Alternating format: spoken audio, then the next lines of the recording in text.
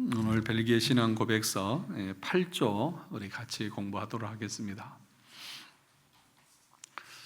프린트물 없는 분이 있으세요? 제가 조금 부족하게 하나 봐요. 다음 주에는 조금 더 여유 있게 해야 될 것 같습니다. 네, 같이 한번 읽어보겠습니다. 8조입니다.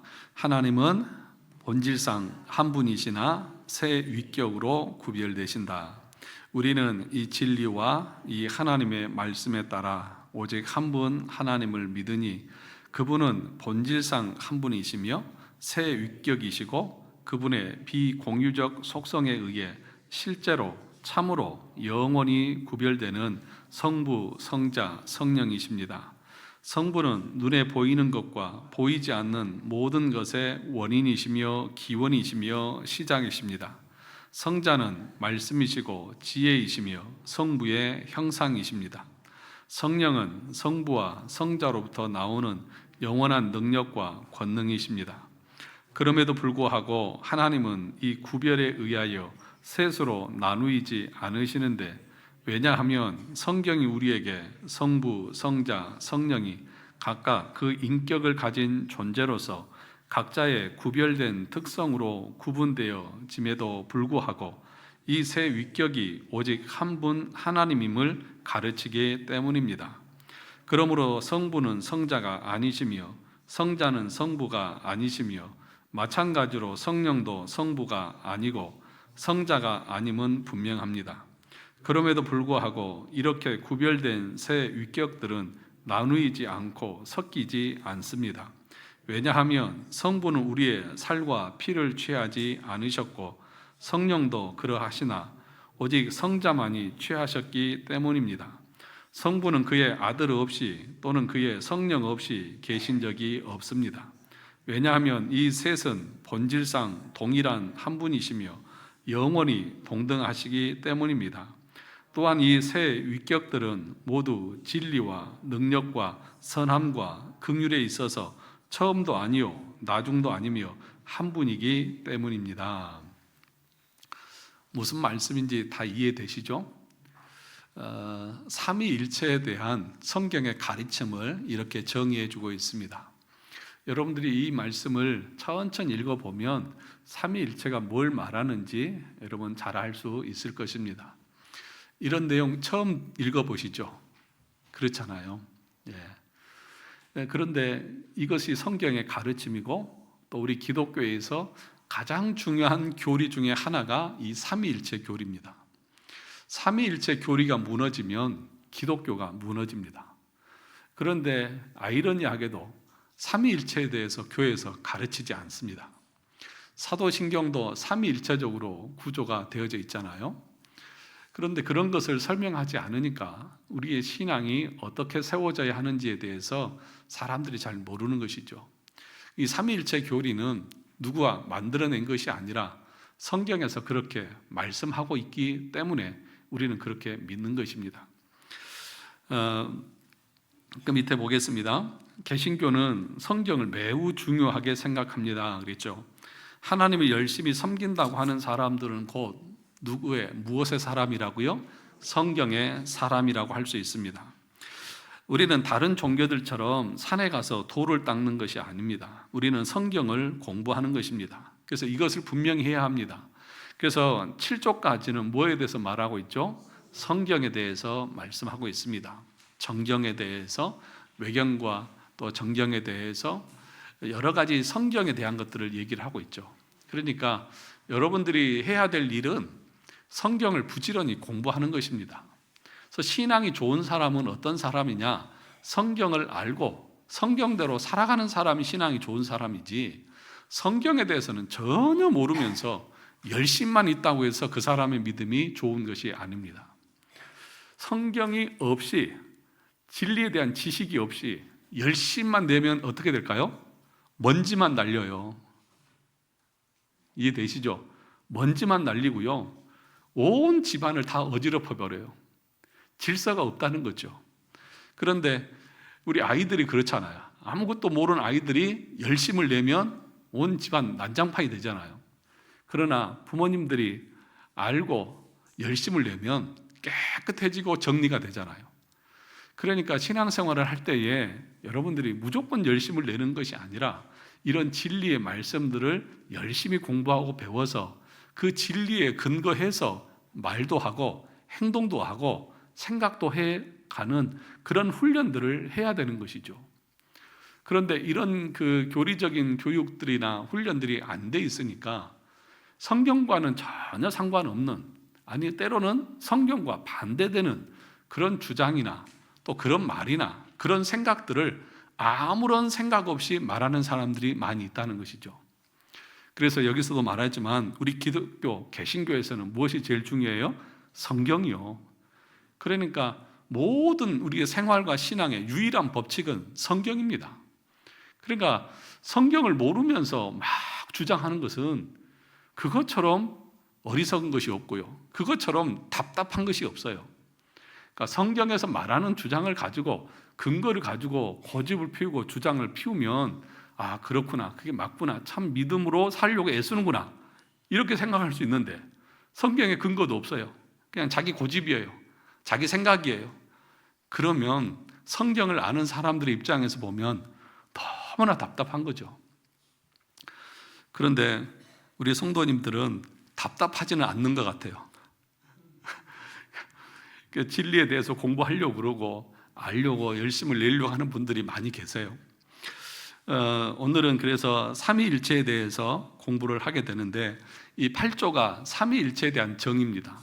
그런데 오늘은 이 삼위일체에 대한 내용을 설명하는 것은 아니고 이 삼위일체 교리가 어떻게 세워지게 되었고 어떻게 정리가 되어지게 되었는지 그 배경들을 우리가 함께 살펴보려고 하는 것입니다. 삼위일체 교리는 기독교 교리 중 가장 중요한 교리 중 하나고 이것은 누구나 이견이 없습니다. 그런데 삼위일체 교리라고 그렇게 말은 하지만 실제적으로는 이것은 기독론에 관련된 것입니다. 기독론이 무엇입니까? 예수 그리스도가 누구냐는 거예요. 예수 그리스도의 위치가 어디이고 그분의 신성과 인성을 어떻게 정의를 내릴 것이냐. 그러니까 성부 하나님이 모든 것의 기원이고 시작이고 원천이라는 것에 대해서 우리가 아무도 이견을 달지 않습니다. 그런데 성자에 대해서는, 육신을 입은 예수님에 대해서는 그분의 신성에 대해서 의심을 하기도 하고 인성과 신성이 하나의 인격에 동시에 존재하는 것에 대해서 이상하게 생각하는, 그래서 삼위일체 교리 중에서 가장 논쟁이 많은 것이 그리스도, 기독론, 예수 그리스도가 누구냐는 것이죠. 그래서 삼위일체 교리의 논쟁 중에 핵심이 뭐냐 하면 예수님과 관련된 것을 어떻게 정리할 것이냐라고 하는 것입니다. 삼위 하나님에 관한 신학적 논의는 두 번째 단락 밑에 줄에 보면 멀리 2세기 중엽 150년경까지 거슬러 올라갑니다. 사도 요한이 죽은 지 얼마 되지 않아서부터 이 기독론 논쟁이 시작되었습니다. 2페이지 세 번째 단락입니다. 위에 가끔 초대교회로 돌아가자고 말하는 사람들이 있습니다. 그러나 초대교회로 돌아간다고 하는 것이 얼마나 위험한 것인지 여러분은 이 교리적인 입장에서 보면은 여러분 돌아가고 싶지가 않습니다. 왜냐하면 이 초대교회 당시에는 이런 교리적인 것이 정리나 체계적으로 체계화되어져 있지 않았습니다. 그래서 이 초대교회 당시에 여러분 얼마나 많은 이단들이 나타나는지 아십니까? 영지주의부터 시작해가지고 여러 이단들이 나타나는 거예요. 그런 이단들이 나타나는 것을 성경적으로 정리하고 세워가는 것이 교리를 바로 정립해가는 그런 역사적인 과정이었습니다. 네 번째 단락에 보시면 밑에서 세 번째 단락, 그래서 2세기 중엽 150년부터 이미 삼위일체 교리에 대한 논쟁이 시작되었습니다. 예수님을 어떤 위치에 놓을 것인가 하는 문제였습니다. 오늘날에 와서는 많은 사람들이 교리 무용론을 주장하기도 합니다. 그러나 예수님과 하나님과 성령님은 한 분이시다. 이것이 뭐예요? 교리예요, 교리. 그러니까 교리가 필요 없다. 이 말은 너무나 성경을 모르는 소리입니다. 그러니까 성부, 성자, 성령은 한 분이시다. 이게 교리예요. 근데 교리가 필요 없다고요? 그러면 예수님과 성자와 성령을 어떻게 정의할 건데요? 어떻게 정의해서 믿고 따라갈 건데요? 그러니까 교리라고 하는 것은 사람이 만들어낸 것이 아니라 성경에 교훈한 도리들을 하나님께서 특별히 은혜를 주셔서 성경을 연구하게 하시고, 그래서 성경에 가르치는 것들을 우리에게 정리해 주고 있는 것이 교리라고 할 수 있습니다. 그 밑에 보시면 오늘날은 그동안 잘 배우지 못했던 삼위일체가 형성되어 내려온 교회사적 과정을 우리가 함께 설명하도록 하겠습니다. 삼위일체가 어떻게 형성되었는지 그 과정을 배울 필요가 있습니다. 아마도 이 과정 가운데서 여러분들이 들어보지 못한 그런 이름들이 나올 것이고, 또 기독교 강요를 공부하면서도 일본에서 삼위일체에 대해서 우리가 함께 공부한 적이 있기 때문에 수요일날 기독교 강요를 공부하시는 분들은 아마도 많이 들어봤던 그런 이름일 것입니다.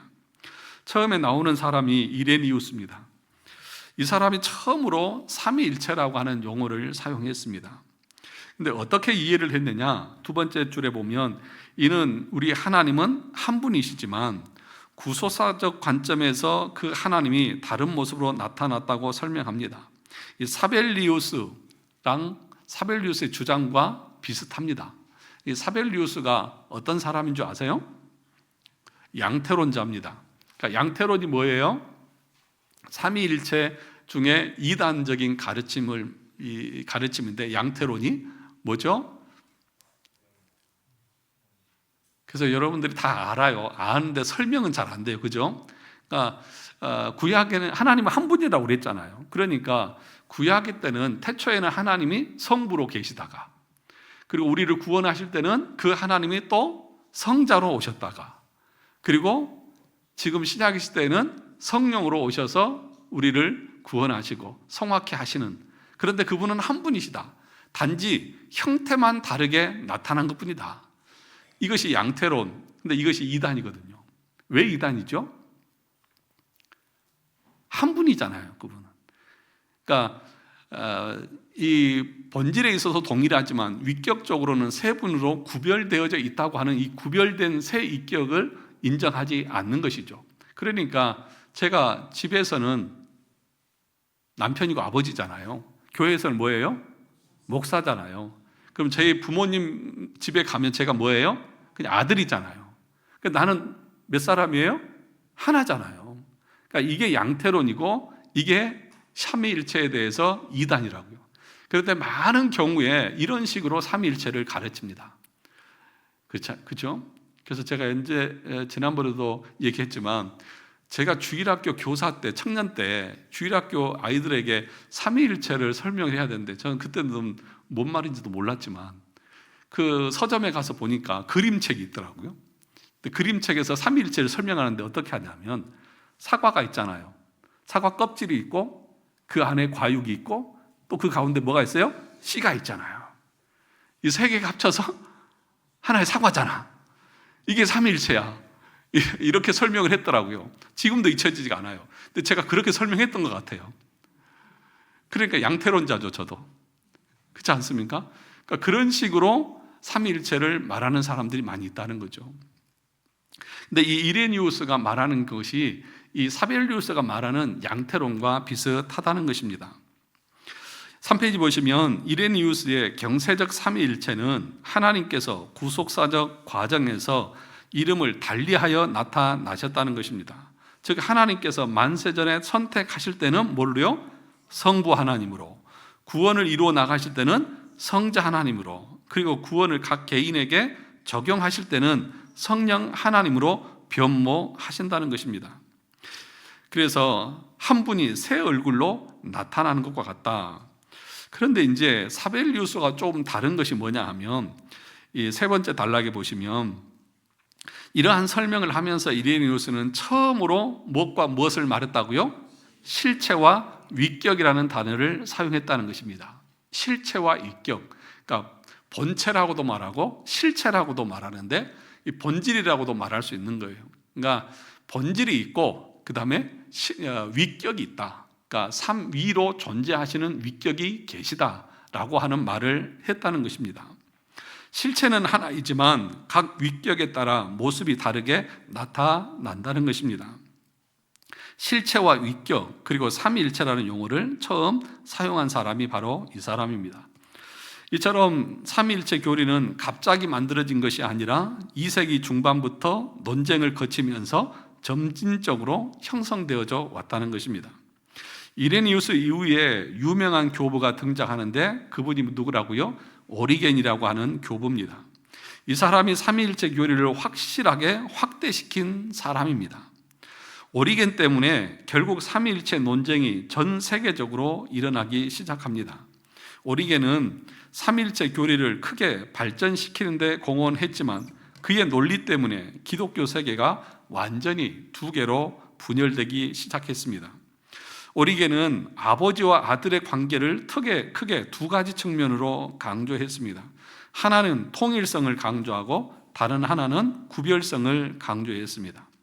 삼위일체 교리는 인간의 논리에서 비롯된 것이 아니라 성경의 여러 구절들, 즉 하나님과 아버지가 같다고 표현된 부분과 나의 아버지가 나를 보내셨다고 다르게 표현하는 부분을 모두 설명하기 위한 것입니다. 그러니까 여러분 성경에 보면 나와 아버지는 하나다 그런 표현이 있잖아요. 또 아버지께서 나를 보내셨다 그러잖아요. 그러니까 어떤 데는 통일되어져 있고 어떤 것은 구별이 되어져 있잖아요. 그러니까 이런 것을 오리겐이 설명을 했다는 것입니다. 따라서 오리겐은 때로는 하나님과 아버지의 통일성을 강조하고 때로는 하나님과 아들의 구별성을 균형 있게 설명하려고 했습니다. 그러니까 오리겐까지는 조금 부족하지만 나름대로는 구별을 해서 설명하려고 했다는 것이죠.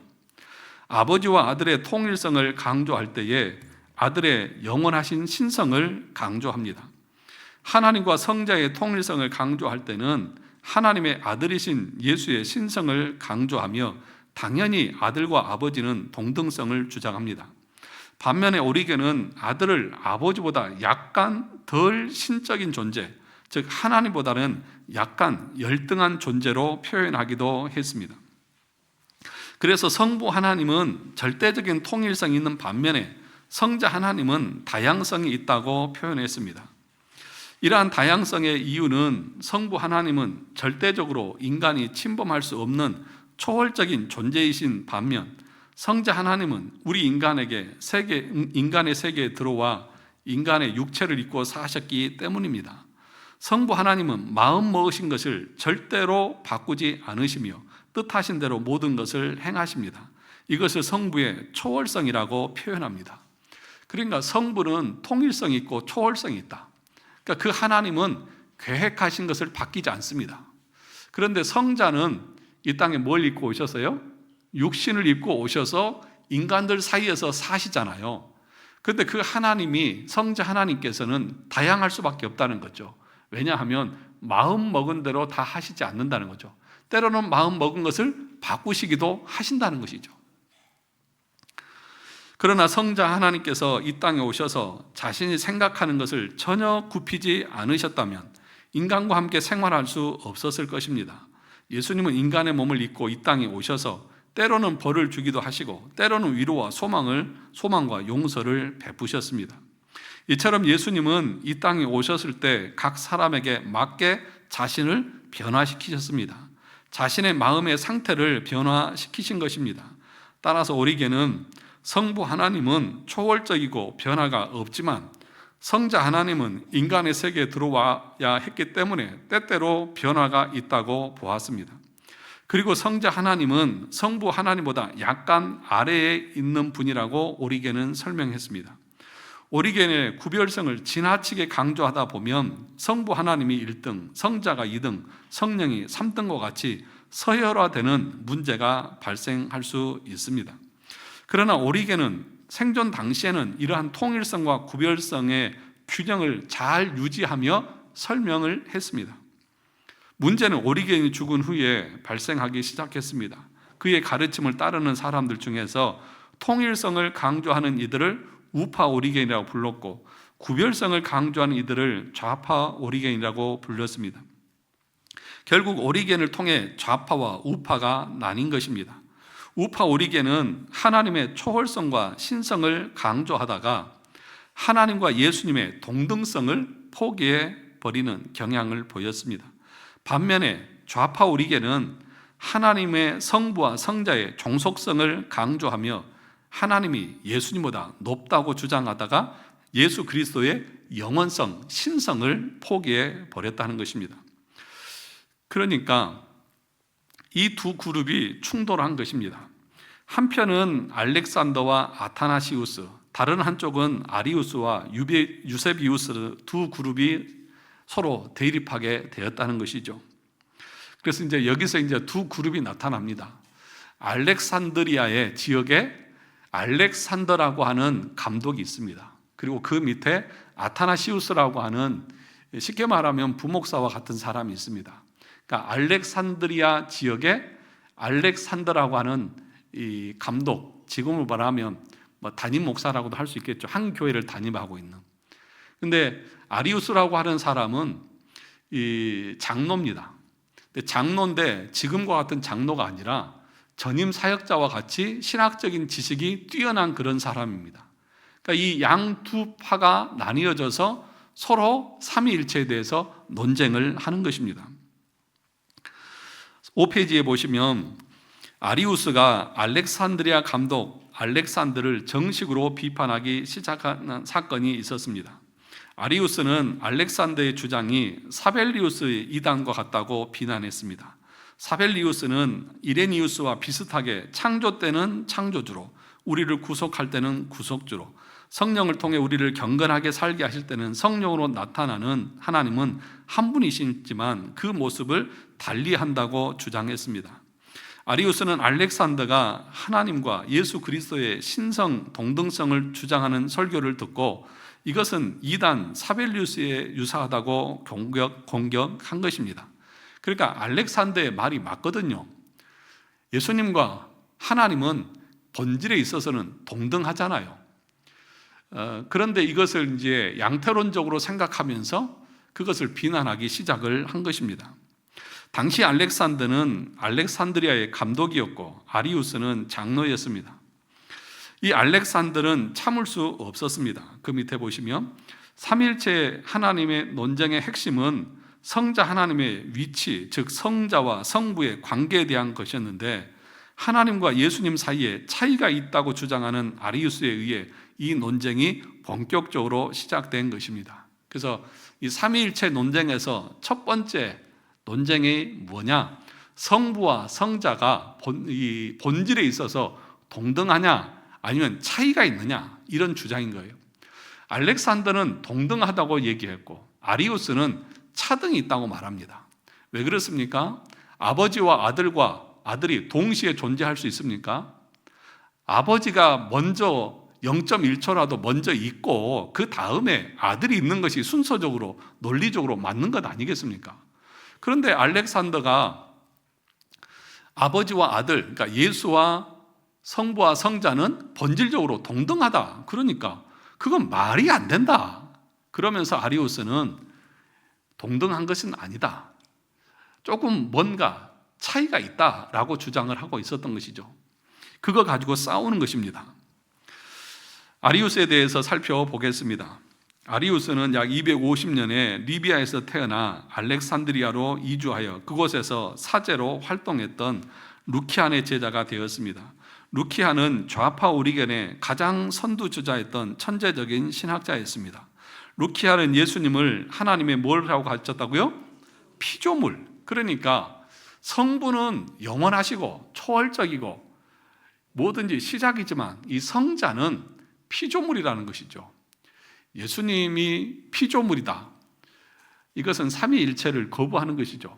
그러니까 창조된 피조물이다. 그런데 아주 탁월한 피조물인 것처럼 아름답게 창조되었다고 그렇게 주장한 것입니다.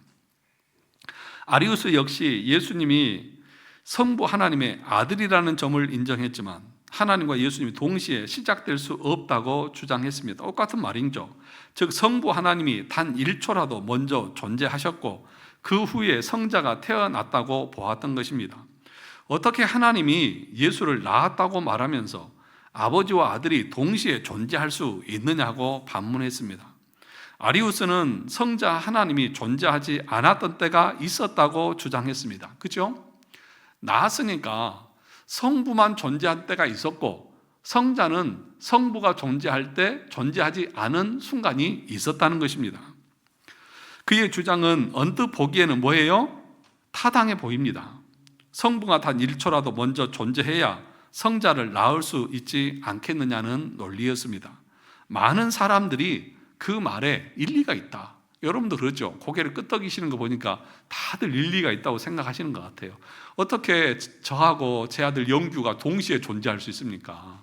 그렇잖아요. 아버지가 있고 아들이 있는 것이지 아들과 아버지가 동시에 어떻게 존재하느냐, 그런 주장을 하고 있다는 것이죠. 그러나 여기서 중요한 문제는 만약 예수님이 하나님보다 0.1초라도 늦게 태어났다면 예수님은 피조물이 된다는 것입니다. 이는 하나님은 영원하신 분이지만 예수님은 뭐예요? 시작과 끝이 있는 존재가 된다는 것입니다. 그리고 그분은 하나님이 될 수 없고 그분은 우리의 구세주가 될 수가 없는 것입니다. 아리우스의 주장은 당장의 논리적 설득력은 있었지만 그 결과 어떻게 이어질지에 대해서는 많은 사람들이 제대로 인식하지 못했습니다. 그러니까 아버지가 먼저 있고 아들이 있었다, 그분은 이 본질에 있어서 동등하지 않다, 이 말이 어떤 파급력을 가져오는지 아는 사람이 없었다는 거예요.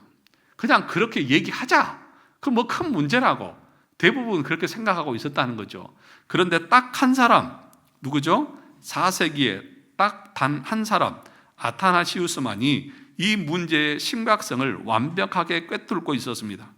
만약 아타나시우스가 아리우스 주장을 용납했다면 어떤 결과가 초래될지 그는 정확히 알고 있었습니다. 그러니까 지금 아리우스의 주장을 그대로 용납하고 받아들이면 어떤 문제가 발생하는지, 신학적으로, 교리적으로, 성경적으로 어떤 문제가 발생하는지 그 문제에 대해서 알고 있는 사람이 전 세계에 딱 한 사람 있었다는 거예요. 그게 누구라고요? 아타나시우스. 이 사람 때문에 지금 우리가 올바른 교리 가운데에서 하나님을 하나님으로 섬기고 있는 거예요. 만약 하나님과 예수님 사이에 차이가 있고 하나님이 예수님의 부모로서 약간의 시간적 간격이 있다면 하나님은 영원하신 분이지만 태어난 존재는 결국 소멸될 수밖에 없습니다. 아무리 신적인 요소를 가지고 있다 해도 예수님은 결국 무엇이 될 수 없어요? 신이 될 수 없습니다. 그렇게 되면 어떤 일이 벌어질까요? 아리우스는 예수님을 하나님이 만드신 최고의 걸작품이라고 칭송했습니다. 가장 아름답고 지혜로운 걸작품이라고 말했습니다. 그러나 결국 피조물은 결국 어떻게 돼요? 사라지고 끝이 있는 거죠. 만약 예수님이 피조물이라면 기독교는 어떻게 변질될까요? 하나님 한 분만이 존재하고 우리도 예수님처럼 열심히 하나님을 따르고 섬기자는 무엇으로요? 행위 구원론으로 전략할 것입니다. 그러나 예수님이 신이시고 구세주이며 지금도 살아 역사하신다면 우리는 행위가 아닌 예수 그리스도의 공로로 구원을 받습니다. 그러니까 우리가 오늘 부활주의를 보냈지만 만약에 예수님께서 성부와 이 본질적으로 동일한 이 신이 아니라고 하면, 그분이 하나님이 만드신 피조물이고 가장 아름다운 걸작품이라고 하면 그분이 우리 죄를 위해서 죽으신다고 해서 우리가 구원을 얻을 수 없습니다. 왜요? 신이 아닌데 죽음으로 끝나는 것입니다. 그래서 이제 나중에는 어떻게 우리가 이해를 하게 되어지냐면 예수님께서도 피조물로서 하나님을 열심히 섬기고 아름답게 해서 신적인 어떤 능력을 받았던 것처럼 우리도 열심히 어떤 행위적인 노력을 통해서 거기에 도달하자. 쉽게 말하면 어떻게 보면 불교와도 같은 그런 그 종교로 전락할 것입니다. 전 불교에 대해서는 잘 모르지만 돌을 닦아서 자기 스스로 부처가 되는 것이잖아요. 그러니까 저와 여러분들이 열심히 행위적으로 뭔가 애쓰고 수고하면 여러분에게도 뭔가 능력이 나타날 거예요. 행위 구원을 주장할 수밖에 없습니다. 그런데 예수 그리스도께서 십자가에서 우리를 대신해서 죽으시고 그가 부활하심으로 의롭다함을 받으셨기에 그 의를 우리에게 전가시키심으로 우리의 구원이 오직 믿음으로 오직 은혜로 구원받는 그 교리가 만들어지는 것입니다. 그러니까 이 삼위일체 교리가 무너지면 우리 구원론의 교리가 무너져 버립니다. 중보자가 될 수 없습니다. 그래서 이 삼위일체 교리가 우리가 중요하게 여기는 것입니다. 그 밑에 보시면 아타나시우스가 없었다면 우리는 불교와 다를 바 없는 종교 생활을 했을 것입니다. 다시 말해 이 지구상에서 은혜 구원론은 사라져 버렸을 것입니다. 현재 이 지구상에서 은혜 구원을 강조하는 것은 오직 개신교, 더 넓게 말하면 개혁교회 뿐입니다. 이 은혜 구원 교리를 굳게 붙잡았던 사람이 4세기 아타나시우스 한 사람이었습니다. 그는 홀로 바울의 은혜 교리를 이 세상에 전파한 것입니다. 얼마나 놀라운 일이냐는 것이죠. 아리우스 주장은 종속론입니다. 성부는 시작과 기원이 없지만 아들은 시작이 있고 끝이 있다는 것입니다. 성부 하나님은 아들을 무에서 창조하셨으며 창조하기 전에는 아들이 존재하지 않았다는 것입니다. 그러므로 성부와 성자는 동등하지 않고 차이가 있으며 성부는 시작과 기원이 없는 반면 아들은 시작이 있고 결국 끝이 있다는 것입니다. 아버지는 영원한 존재이지만 아들은 영원한 존재가 아니므로 아들은 뭐예요? 피조물이라는 것입니다. 그러므로 아들은 제2위의 하나님이지만 아리우스는 이는 뭐라고요? 명목상의 칭호일 뿐이며 원래 차이가 있다고 주장했습니다. 그러니까 성자를 신이라고 칭해 준 것 뿐이에요. 실제로는 피조물인데 하나님이 명목상 성자를 제2위로 칭해 줬을 뿐이다. 그렇게 주장하는 사람이 누구라고요? 아리우스. 이 사람이 이제 결국에는 나중에는 이단으로 정죄를 받습니다. 그게 이제 뒤에 나오는 니케아 공의를 통해서 이단으로 판명을 받습니다. 아리우스는 이렇게 말했습니다. 아들은 진정한 하나님이 아니다. 그는 하나님이라고 불리지만 진정한 하나님이 아니다. 그는 은혜에 참여함으로써 단지 하나님이라는 이름만 얻었을 뿐이다. 만물이 하나님과 본질적으로 다른 것과 같이 아들 역시 모든 것에서 아버지의 본질과 속성과 동일하지는 않다. 이 동일 본질을 부정한 것입니다. 그렇다면 그 밑에 보시면 아타나시우스는 무엇이라고 주장했을까요? 그의 일평생 소원은 뭐였어요? 아리우스의 축출이었습니다. 그러니까 이 아타나시우스의 일평생 소원은 뭐냐? 아리우스 이단 축출하는 것이 자기의 평생의 소원이었답니다. 우리는 잘 이해가 안 가죠. 예를 들면 그런 거잖아요. 제가 다른 교회 목사님을 담임 목사직에서 끌어내리고 목사를 면직에서 파명시키는 것이 내 평생의 소원이다. 이렇게 말하는 것과 같잖아요. 그런데 지금 아타나시우스는 아리우스를 축출하는 것이 자기의 평생의 소원이라고까지 그렇게 말했다는 것입니다. 왜냐하면 아리우스를 그대로 둔다면 기독교의 본질이 변질될 것이라고 그는 확신했기 때문입니다. 이러한 사명감을 가지고 아타나시우스는 등장해서 요한복음 1장 1절에서 3절 말씀을 근거로 반박했던 거죠. 같이 읽어볼까요? 태초에 말씀이 계시니라. 이 말씀이 하나님과 함께 계셨으니 이 말씀은 곧 하나님이시니라. 그가 태초에 하나님과 함께 계셨고 만물이 그로 말미암아 지은 바 되었으니 지은 것이 하나도 그가 없이는 된 것이 없느니라. 이 말씀에 보면 태초에 말씀이 계셨다. 이 말씀이 누구를 말하는 거예요? 예수 그리스도예요. 근데 이 말씀이 누구와 함께 계셨다고요?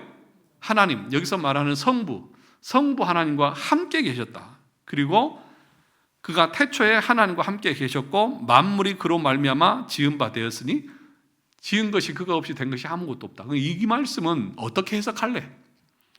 태초에 말씀이 하나님과 함께 계셨다. 이 말씀의 근거에 근거하는 겁니다. 그러니까 이것은 삼위일체를 말하는 거예요. 그러니까 단순히 예수님께서 천지를 창조하셨다 이런 얘기를 말하는 것이 아니라 이 말씀의 의미는 성경에서는 삼위일체 교리에 대한 근거 구절로 말씀하고 있는 거예요. 태초에 말씀이 함께 계셨다. 하나님과 함께 계셨다. 이 말씀을 통해 아타나시우스는 예수 그리스도가 하나님이 아니면 누구냐고 강력하게 반문했습니다. 이 말씀은 예수 그리스도를 나타내며 이것이 신성이 아니라면 무엇이겠느냐 하는 것입니다. 태초에 하나님과 함께 계셨고 만물을 창조하실 때에도 예수님이 관여하셨는데 그분이 하나님이 아니라면 누구란 말이냐? 만약 아리우스의 주장처럼 성자 하나님과 성부 하나님 사이에 차등이 있고 예수님이 진정한 신이 아닌 제2위격에 불과하다면 마태복음 28장 19절, 오늘 우리가 읽었던 말씀 같이 읽어볼까요? 그러므로 너희는 가서 모든 족속으로 제자를 삼아 아버지와 아들과 성령의 이름으로 세례를 주라는 말씀이 어떻게 타당할 수 있겠느냐고 아타나시우스는 반박했습니다. 우리가 어떻게 피조물인 예수라는 분과 아무리 경건하다 해도 피조물인 분과 함께 세례를 줄 수 있겠느냐는 것입니다. 그러니까 예수님이 피조물이라고 하면 하나님은 영원하신 분인데 아버지하고 그리고 인간 피조물인 예수가 어떻게 동시에 같은 권위를 가지고 세례를 줄 수 있느냐 말이죠. 그렇지 않습니까? 아버지와 아들과 성령이 다르다고 하면 어떻게 인간이 피조물이 성부와 함께 세례의 그 권세를 줄 수 있냐고 지금 아타나시우스가 아리우스를 향해서 반박하고 있는 것입니다. 그러니까 성자는 성부와 같이 신성을 가지고 있고 피조물이 아니라 하나님과 같이 성부와 같이 동일한 본질의 소유자다고 하는 것들을 이런 구절들을 통해서 증명을 하는 것입니다. 여러분, 아타나시우스는 정말 뛰어난 인물이었습니다. 아타나시우스가 역사에 처음 등장한 모습은 알렉산드리아 교회의 부목사였습니다. 아리우스가 알렉산더 감독을 공격했을 때 알렉산더 감독은 속수무책이었습니다. 그때 아타나시우스에게 도움을 요청했습니다. 아타나시우스의 성경 지식이 워낙 뛰어났기 때문입니다. 이때부터 아타나시우스의 존재가 드러나기 시작합니다. 알렉산더 감독은 이 아리우스의 끊임없는 공격에 시달리다가 갑자기 세상을 떠났습니다. 그래서 그 뒤를 이어서 이 아타나시우스가 알렉산드리아의 교회의 감독이 되어져서 그 교회를 섬기게 됩니다. 30세의 젊은 나이에 알렉산드리아 교회의 담임 목사가 되었습니다. 그 후부터 아타나시우스는 평생을 아리우스의 주장을 반박하고 그를 척결하려는데 헌신했습니다. 그런데 이 아타나시우스가 이 알렉산드리아 교회의 감독으로 있을 때에 6번인가를 추방을 당합니다. 그러니까 이 아리우스가 이 알렉산더를 얼마나 공격을 해야 하고 또 다른 사람들과 협력해서 그 감독직을 수행하지 못하도록 몇 번을 추방을 하도록 그래서 그 감독직을 거의 수행하지 못합니다. 추방당한 기간만 16년이 넘습니다. 우와, 그죠? 그러니까 평생을 공격을 받고 또 그것을 반박하고 그래서 이 삼위일체 교리를 지켜나가는 일에 있어서 평생을 어떻게 보면 바친 것과도 같습니다. 그 밑에 보겠습니다. 이제 세 번째 이야기 아리우스 논쟁입니다. 그 첫 번째 단계가 니케아 공의회였습니다. 니케아 공의회는 처음 알렉산더 감독이 아리우스를 설득하고 만류했지만 아리우스는 완강하게 자신의 주장을 굽히지 않고 오히려 알렉산더 감독의 담임 목사직을 빼앗으려고 지지자들을 모으기 시작하면서 촉발되었습니다. 그때 아리우스의 가장 중요한 지지자 중 한 명이 니코메디아의 감독 유세비우스였습니다. 그는 매우 똑똑한 인물이었습니다. 유세비우스는 아리우스와 함께 알렉산더 감독을 축출하려고 했습니다. 지도를 보면 그리스를 중심으로 동쪽을 가리켜서 동방교회라고 그러고요. 그리스도를 중심으로 서쪽을 서방교회 이렇게 나눕니다. 그러니까 여러분들이 동방정교회, 서방 기독교 이런 그 표현들을 하잖아요. 그러니까 그리스를 그 지도에서 중심으로 동쪽은 동방, 서쪽은 서방교회 이렇게 분류를 하는 것입니다. 그리스를 중심으로 서방교회에서는 아타나시우스의 주장이 우세했습니다. 반면 동방교회에서는 아리우스의 파가 많았습니다. 당시 그리스, 콘스탄티노플, 니케와 같은 유명한 철학 중심 도시에는 저명한 목회자들이 많았는데 그곳이 바로 아리우스파의 주요 근거지였습니다. 결국 이 문제로 인해 동방교회와 서방교회가 심각하게 대립하게 되었습니다. 당시 로마 황제 콘스탄티누스 1세는 기독교가 통일될 것이라고 기대했지만 교회가 두 세력으로 나뉘어 서로 갈등하는 상황에 직면하게 되자 공의회를 소집했습니다. 그러니까 콘스탄틴 황제가 그 기독교를 공적으로 공의를 해줬잖아요. 그러니까 나라를 다스릴 때에 종교가 하나가 되어지면 나라를 통치하기에 편리하다고 생각하고 했는데 정작 보니까 이게 교리 때문에 두 파로 나눠져서 계속 싸우고 다투는 거예요. 그래서 나라를 하나로 통일시키기 위해서 교리를 통일시켜야 되겠다. 그래서 니케아에서 소집을 하게 됩니다. 이것이 325년 니케아에서 개최된 니케아 종교회의이고 기독교 역사상 최초의 종교회의입니다. 그러니까 이 종교회의, 1차 종교회의 9페이지 보겠습니다. 당시 로마 제국은 여러 어려움에 직면해 있었고 황제와 정치인들은 제국의 평화와 안정을 위해 종교의 역할이 중요하다고 보았습니다. 평화와 안정을 위해 기독교를 공인했지만 기독교가 두 개로 분열되어 서로 대립하는 상황은 용납할 수 없었습니다. 그래서 325년 니케아에 모든 지도자들을 소집하여 토론하도록 한 것입니다. 회의에는 약 300명의 감독과 장로들이 참석했는데 크게 세 부류로 나뉘었습니다. 첫째는 아리우스파, 둘째는 아타나시우스파, 그리고 셋째는 중도파, 이쪽도 저쪽도 아닌 아리우스파의 수가 다수였어요. 상당했고 아타나시우스는 소수였습니다. 그리고 절대 다수는 중도파, 이것도 저것도 아닌 중간에 누구든지 옳은 사람 따라가겠다, 그런 사람들이 많았던 거죠. 중도파는 타협과 화해를 주장했지만 아타나시우스는 타협은 있을 수 없다고 단호하게 맞섰습니다. 흥미로운 점은 콘스탄티누스 황제가 어떤 이유에서인지 아타나시우스에게 자신의 주장을 설명해 보라고 요청했다는 것입니다. 이 아타나시우스는 많은 사람들 앞에서 황제에게 성경, 특히 마태복음과 요한복음을 펼쳐 보이며 예수님은 영원 전부터 계셨던 신성을 가지신 분이며 시작도 끝도 없으신 분이라고 역설했습니다. 그러자 중도파는 그의 주장에 일리가 있다고 고개를 끄덕였습니다. 그러니까 우리가 앞에서 살펴보았던 요한복음 1장에 있는 말씀, 또 마태복음 28장에 있는 이 말씀들, 이것이 삼위일체의 성자와 성부의 신성을 증거해 주는 구절들이 아닙니까? 그러니까 성경을 들고 설명하니까 중간에 있던 중도파가 그럴듯하네, 맞는 것 같네, 이런 식으로 많은 사람들이 동의를 하는 것처럼 보인 거예요. 그러니까 이 콘스탄티누스 황제가 그래, 아타나시우스 네 주장이 맞아, 이게 성경적이야, 아리우스 너 틀렸어, 이렇게 정리를 해버린 거예요. 그 밑에를 보겠습니다.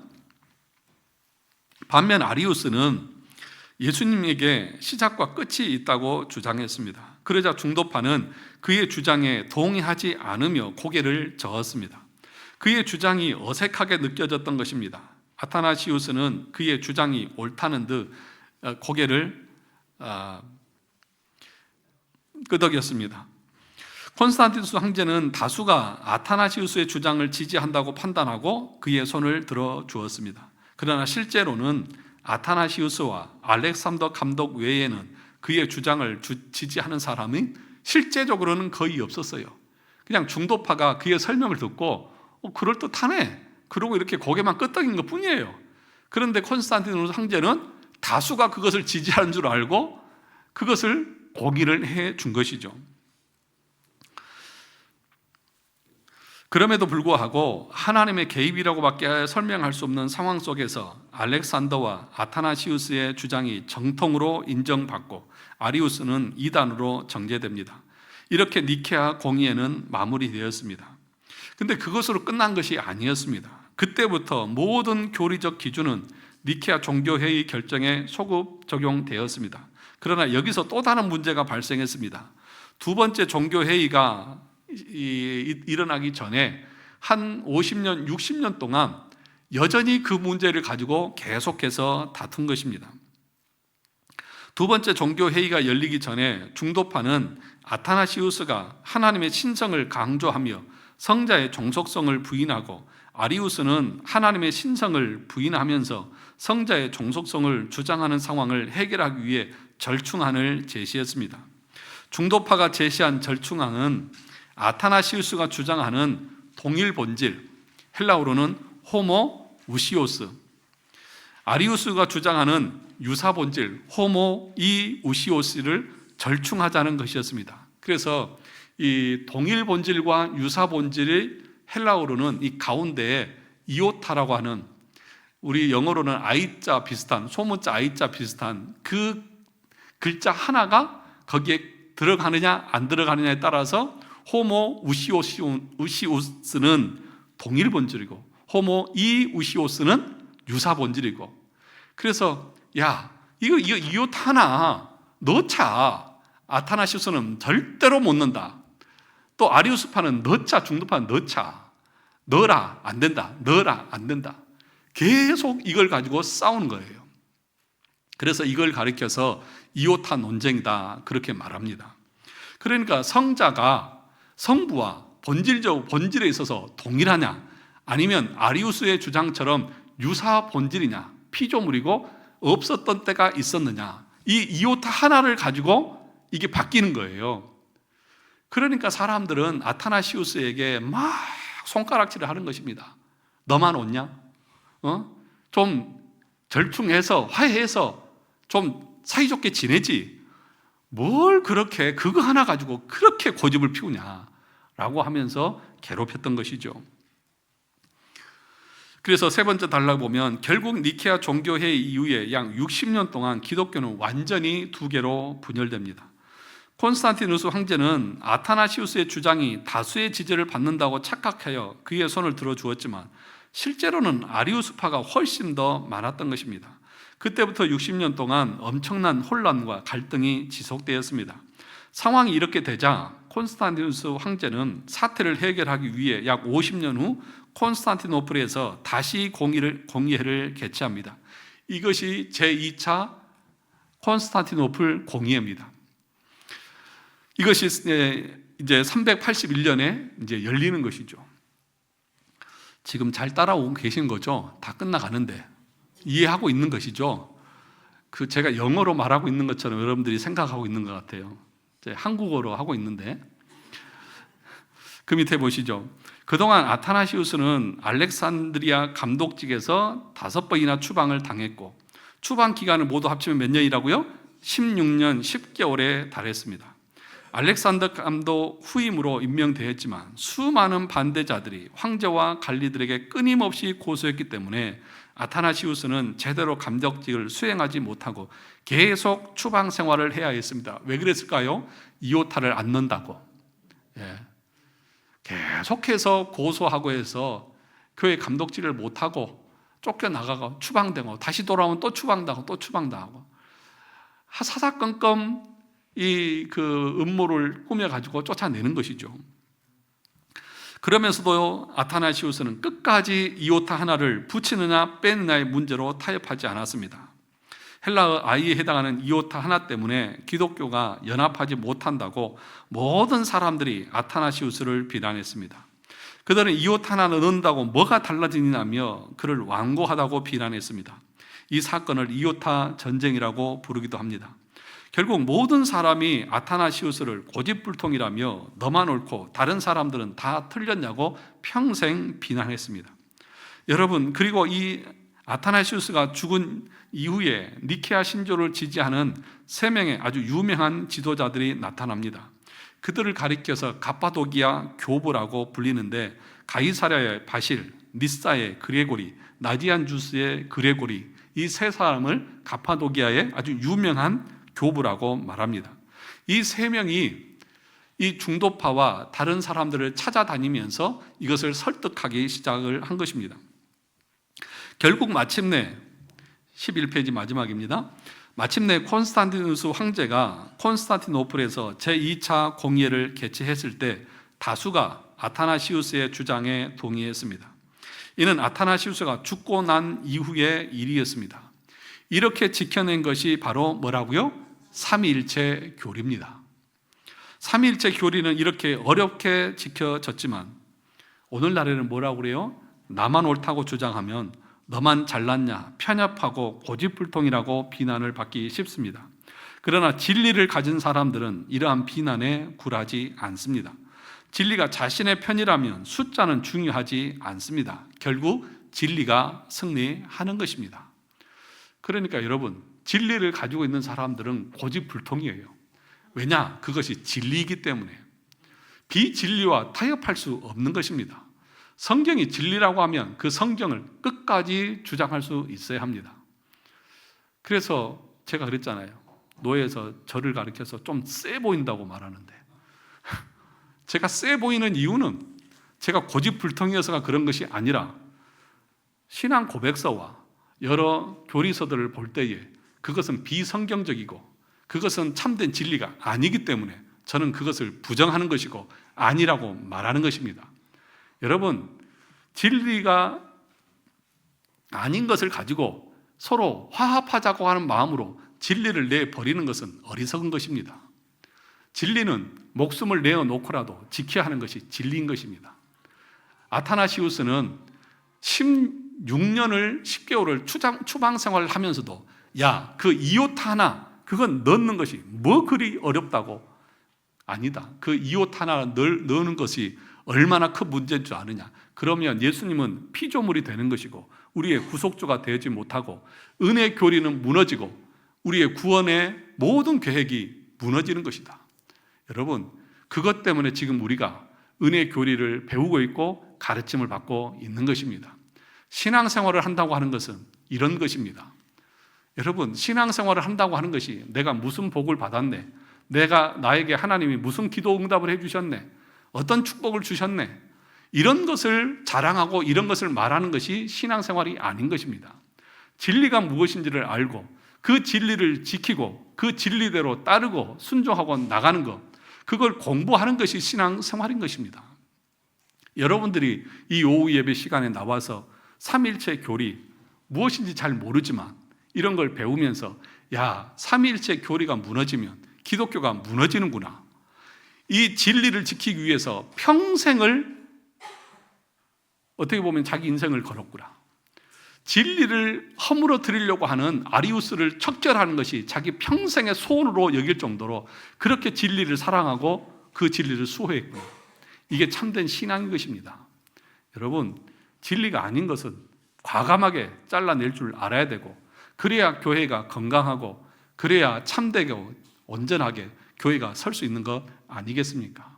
저와 여러분들이 정말 신앙생활을 제대로 하는 것은 뭐냐? 하나님의 진리의 말씀, 성경의 가르침을 부지런히 공부하고 배워서 올바른 교리를 배우고 알아서 세워가는 것이 우리의 신앙생활인 것입니다. 그러므로 여러분, 공부하려고 하지 않고 배우려고 하지 않는 것은 신앙생활을 제대로 하는 것이 아닙니다. 자기 소견에 오른 대로 그저 이 주변적인 것을 자랑 삼아서 말하는 것은 신앙의 본질을 모르는 것입니다. 이 참된 진리를 세워가기 위해서 얼마나 그 진리에 목을 매는지, 이것이 우리가 가져야 되고 우리가 회복해야 될 참된 신앙의 모습인 것입니다. 우리 모두에게 이런 다짐과 이런 각오와 또 이런 모습들이 있기를 주님의 이름으로 축원합니다.